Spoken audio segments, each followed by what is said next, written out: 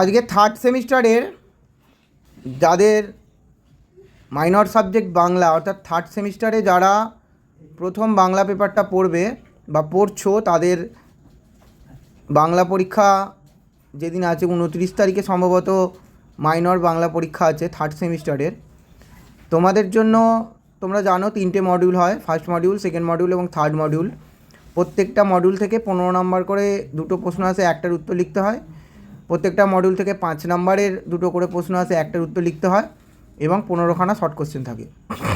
তো প্রথম মডিউল থেকে তোমাদের 2026-এ যাদের বাংলা মাইনর সাবজেক্ট আছে থার্ড সেমিস্টারে, তাদের জন্য এবছরের সবথেকে বেশি ইম্পর্টেন্ট কোশ্চেন হচ্ছে বাংলা সাহিত্যের যুগ বিভাগ প্রবণতাগুলি সম্পর্কে একটি সংক্ষিপ্ত আলোচনা করো।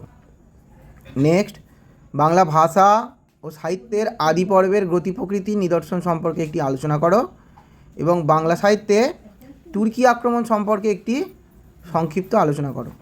এই 3টে প্রশ্ন সবার আগে করো। করার পর যদি সময় পাও, ওই শ্রীকৃষ্ণ কীর্তন কাব্যের কাহিনী সংক্ষেপে আলোচনা করে এই কাব্যটিতে প্রতিফলিত সমাজচিত্রের পরিচয় দাও। এই 4টে প্রশ্নকে তোমরা মডিউল 1 থেকে 15 নম্বরের জন্য খুব ভালোভাবে রেডি করো। 5 নম্বরের জন্য রেডি করো চর্যাপদের সাহিত্যমূল্য, বাংলা সাহিত্যের ইতিহাসে শ্রীকৃষ্ণ কীর্তন কাব্যের গুরুত্ব, অর্থাৎ শ্রীকৃষ্ণ কীর্তন কাব্যের সাহিত্যমূল্য। আচ্ছা, চর্যাপদের সমকালীন সমাজচিত্র, শ্রীকৃষ্ণ কীর্তন কাব্যে চণ্ডীদাস সমস্যা বলতে কী বোঝো, শ্রীকৃষ্ণ কীর্তন কাব্যের কয়টি খণ্ড এবং কী কী, শেষ খণ্ড এবং প্রথম খণ্ডের নাম, আর চর্যার ধর্মমত সম্পর্কে আলোচনা করো। 5 নম্বরের জন্য এই প্রশ্নগুলোকে মডিউল 1 থেকে রেডি করো, আর 15 নম্বরের জন্য যে প্রশ্নগুলো বললাম সেগুলোকে রেডি করো মডিউল 1 থেকে। মডিউল 2 থেকে তোমরা রেডি করো মধ্যযুগে বাংলা সাহিত্যের ইতিহাসে মহাভারতের শ্রেষ্ঠ অনুবাদক কে, তার কবি প্রতিভার পরিচয় দিয়ে তার শ্রেষ্ঠত্বের কারণ আলোচনা করো। অনুবাদ সাহিত্য কাকে বলে, অনুবাদ সাহিত্যের প্রয়োজনীয়তা এবং অনুবাদ সাহিত্যে কীর্তিবাসী রামায়ণের মৌলিকতা বিচার করো। মালাধার বসুর ভাগবতের অনুবাদ গ্রন্থটির নাম কি, গ্রন্থটি রচনায় তার কৃতিত্ব আলোচনা করো। আর একটা প্রশ্ন, অভিনব জয়দেব কাকে বলা হয়, বৈষ্ণব সাহিত্যে তার কৃতিত্ব আলোচনা করো। এই প্রশ্নগুলো তোমরা 15 নম্বরের জন্য রেডি করো মডিউল 2 থেকে। আর 5 নম্বরের জন্য রেডি করো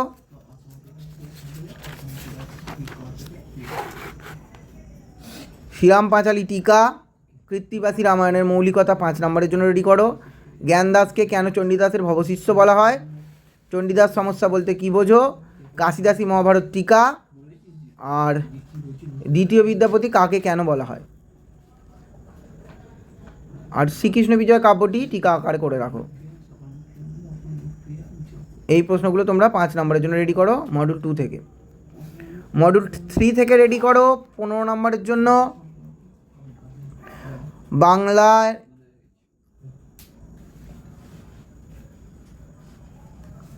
মঙ্গল কাব্য কাকে বলে, মঙ্গল কাব্যের বৈশিষ্ট্য, মঙ্গল কাব্যের উদ্ভবের কারণ, মনসা মঙ্গল কাব্যের বৈশিষ্ট্য এবং মনসা মঙ্গল কাব্যের যে কোনো একজন শ্রেষ্ঠ কবির কবি কৃতিত্ব। হয় তোমরা নারায়ণদেব করতে পারো, হয় কেতকদাস ক্ষেমানন্দ করতে পারো, যাকে খুশি করতে পারো। যদি প্রশ্নই বলে দেয় নারায়ণদেব বা কেতকদাস ক্ষেমানন্দ, সেটা তোমাকে মেনশান যদি করে দেয়, সেই মতে বলে, আমার মতে বলে দুটোকেই করে রাখো। মনসা মঙ্গলটা তোমাদের জন্য ইম্পর্টেন্ট, আর মঙ্গল কাব্যের উদ্ভবটা তোমাদের জন্য এই চ্যাপ্টার থেকে বেশি ইম্পর্টেন্ট।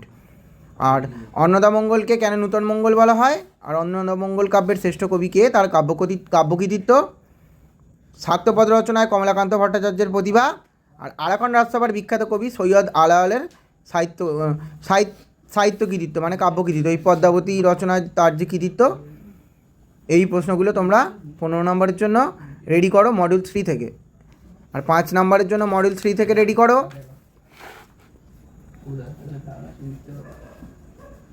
ধর্মমঙ্গলকে কেন রাঢ়ের জাতীয় কাব্য বলা হয়, ভারতচন্দ্র রায়গুণাকরকে কেন যুগসন্ধিক্ষণের কবি বলা হয়, বিদ্যাসুন্দর টিকা, ইউসুফ জুলেখা টিকা, লোর চন্দানী টিকা, শ্যামাসঙ্গীত রচনায় রামপ্রসাদ সেনের কৃতিত্ব, আর মঙ্গল কাব্যের বৈশিষ্ট্য। চণ্ডীমঙ্গলটাও টিকা আকারে করে রাখতে পারো। এই প্রশ্নগুলো মাইনর 1 থেকে তোমরা যে প্রশ্নগুলো আমি বললাম সেই প্রশ্নগুলো রেডি করো। আমি আশা করছি এখান থেকেই তোমরা 100% কোশ্চেন কমন পাবে যাদের থার্ড সেমিস্টারে মাইনর বাংলা আছে। তো যদি আমার ভিডিওটা তোমাদের ভালো লাগে বা তোমরা যদি উপকৃত হও এই ভিডিওটা থেকে, তোমাদের বন্ধুদের সঙ্গে ভিডিওটা শেয়ার করো এবং আমার চ্যানেলটিকে সাবস্ক্রাইব করতে ভুলো না, একটা কমসে কম লাইক করো।